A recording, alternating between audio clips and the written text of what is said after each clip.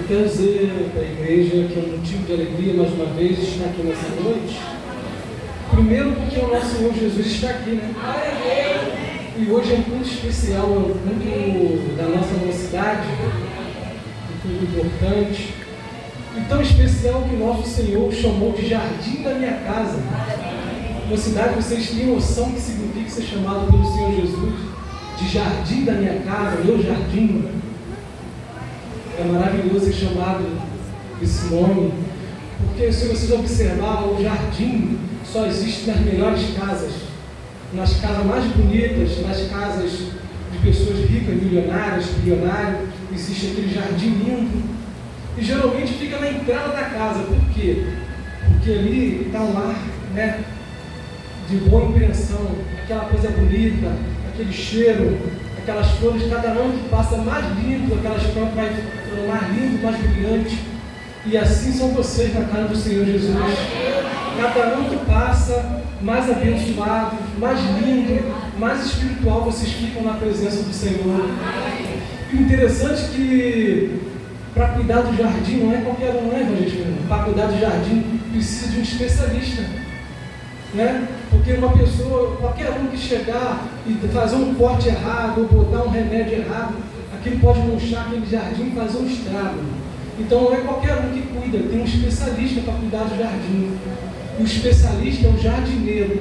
O especialista de vocês é o Senhor Jesus. Ele que cuida, ele que conhece cada um, cada jovem por dentro e por fora. Ele conhece a fraqueza, o desânimo, o ânimo, tudo.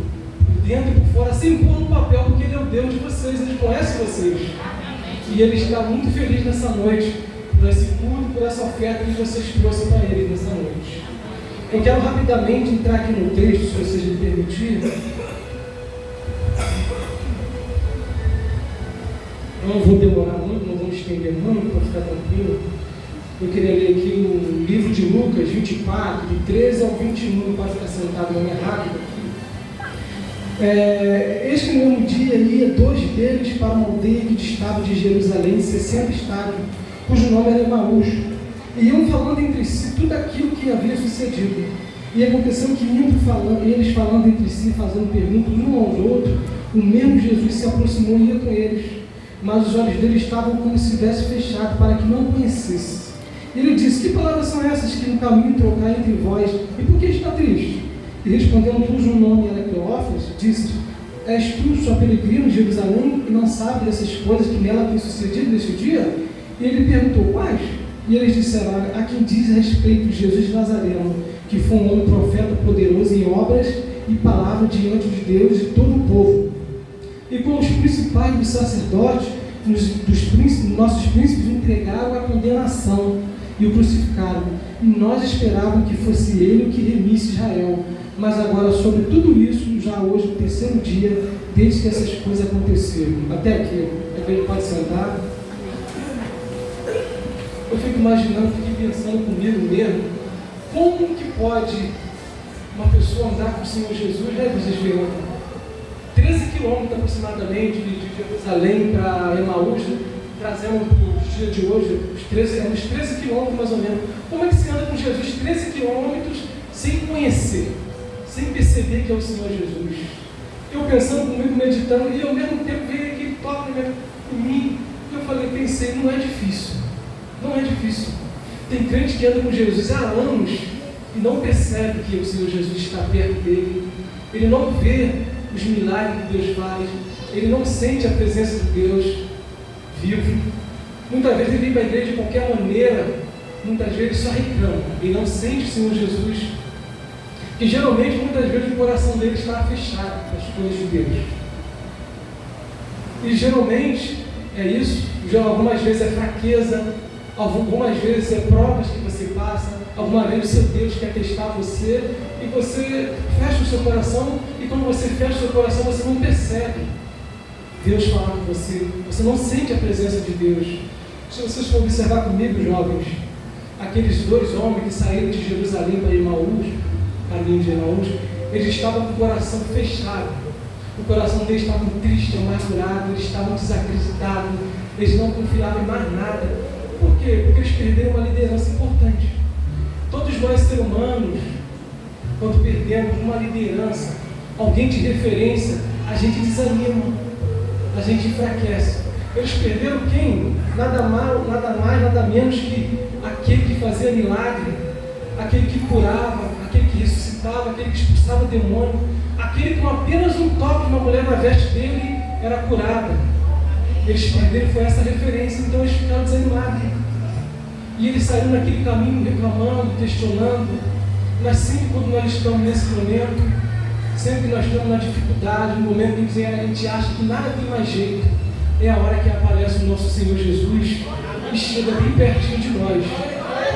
O Senhor Jesus não se revela para nós em momento bom, não. O momento bom ele não precisa. Ele te guarda, ele te protege, ele está contigo, ele te abençoa, mas para ele manifestar a glória a Deus é no momento da sua dificuldade. Ele falou, eu sou socorro bem presente na hora da angústia. É nessa hora que você precisa ler, é nessa hora que ele aparece. E ele chega, é engraçado, interessante, já, que ele chega e fala assim para os discípulos: ué, o que vocês estão falando? Né? Vou falar aqui na linguagem de Jó para que Jó possa entender, né? O que vocês estão dizendo aí? A um cujo nome, né, fala assim, Jó fala assim, ué, por acaso é peregrino, que não sabe o que sucede em Jerusalém, na linguagem jovem, para a gente entender, ele fala assim, ué, que mundo você vive que você não está sabendo? Não soube que mataram Jesus, o nosso príncipe, entregaram a condenação? Ele fala, não. Ele começa a sondar os discípulos. Por quê? Porque ele queria conversar com os discípulos. Ele queria ter intimidade com os discípulos naquele momento. Muitas vezes passamos por uns problemas difíceis. E nosso Deus está vendo. A gente acha que ele tem que chegar e resolver. Não. Ele quer conversar com nós. Ele quer ter intimidade. Porque quando ele tem intimidade contigo, jovem, ele mostra as coisas boas que acontecem na sua vida. Porque você, quando está num momento difícil, você só vê as coisas ruins. Mas quando Deus chega e você começa a conversar com Ele, Ele começa a te mostrar que Ele é seu Deus, Ele está ao seu lado. E que Ele está ali para te levantar, para te sustentar. E Ele começa a conversar com os discípulos falar para Ele o que aconteceu. E Ele começa a abrir a Escritura e falar com os discípulos. E aquele caminho, que era um caminho longo, esse quilômetros, um caminho longo, andando, né, meio distante, começa a ser um caminho perto, porque a glória de Deus começa a entrar neles. Interessante que quando você abre o seu coração para ouvir Deus falar contigo, quando você vem alegre para a cara de Deus, qualquer detalhe, qualquer sinal, Deus te visita. Se caiu uma folha do céu, você começa a glorificar a Deus, porque você sabe que caiu, porque Deus permitiu. Mas quando o seu coração está fechado, pode cair um fogo do céu, nada te alegra.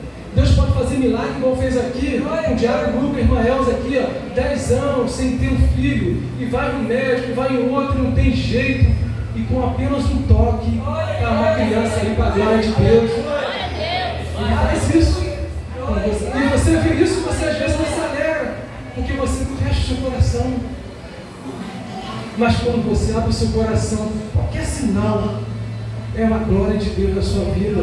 E ele chega, o caminho chega, e o Senhor fez que faz conta, o Senhor faz que ia para mais longe. A Bíblia fala que ele faz com que ia para mais longe. A um constrange, um deles constrange convidando, vem, fica aqui um pouquinho conosco, é tão bom. E ele entra. Quando você convida Deus para a tua casa, ele entra e faz coisas maravilhosas na sua vida. E eu imagino que o Jó está perguntando, como Jesus, como ele convida Jesus para a minha casa? Glorifique o nome dele. Cante, louve o Senhor. Pare de falar bobeira, pare de reclamar, de falar mal dos outros. Glorifique o nome do Senhor. Dessa maneira você começa a convidar Ele para a tua casa. E aquele discípulo convidou Jesus, ele entra na casa dos discípulos.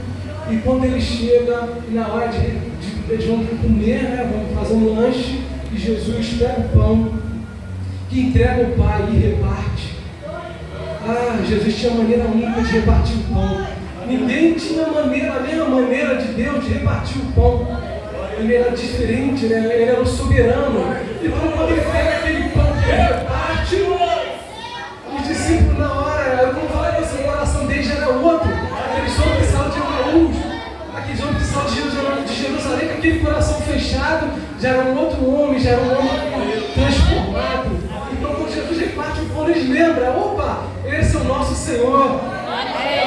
Damos tanto tempo e não percebemos como é que nós perderam tanto tempo, não conheceram Ele, e eles começam a se arrepiar, os pelos, os braços se arrepiam, os olhos começam a encher de lágrimas, e eles começam o coração a acelerar, eles saem correndo para abraçar Jesus, e Jesus vai lá, desaparece da fumaça e some. Aí eles falam, há quanto tempo nós andamos e não percebemos.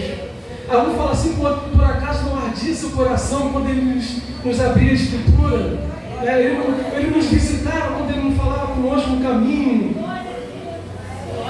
E aí, eles voltam tudo de novo, aquele caminho todo, imagina você andar 13 quilômetros, depois você voltar tudo de novo. Mas só que aquele homem já volta diferente, aqueles dois homens já voltam restaurados, porque eles confessou com o Senhor Jesus. E eles voltam e encontram com os outros, e com os outros 11 e falam, verdadeiramente ele vive, ele apareceu a Simão.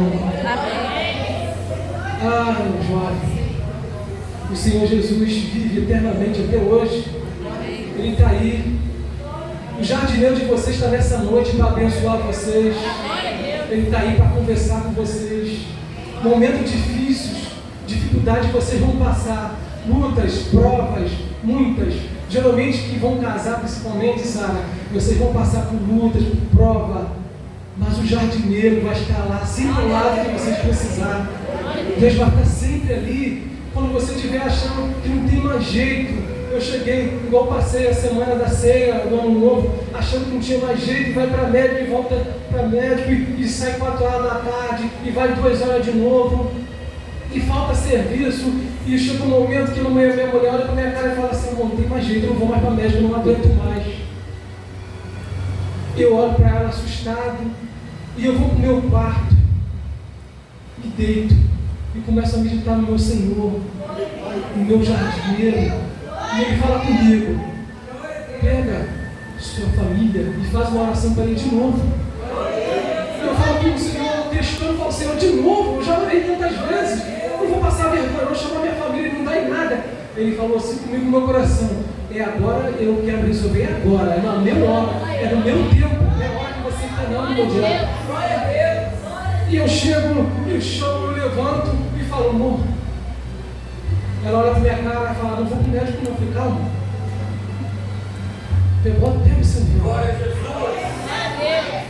Aí ela olha para minha cara, eu chamo Tamar, minha filha, pega o seu véu. Tamar me olha assustado, não entenderam nada.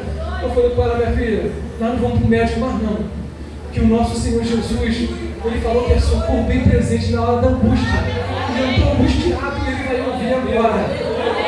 Irmão, Nery, Tamar, pega o véu e eu falo, ajoelho ali do lado dele, meu filho todo empelotado, sentindo dores, dor de 4 dias, e entra a mancha, sai mancha horrível, aquela mancha no corpo inteiro, e eu ali desesperado, falei, Senhor, elas ajoelharam, eu falei, bota o véu na cabeça e encosta o véu no corpinho dele, e elas duas ali ajoelhadas, eu levantei, estendi minha mão, falei, Senhor, agora é contigo.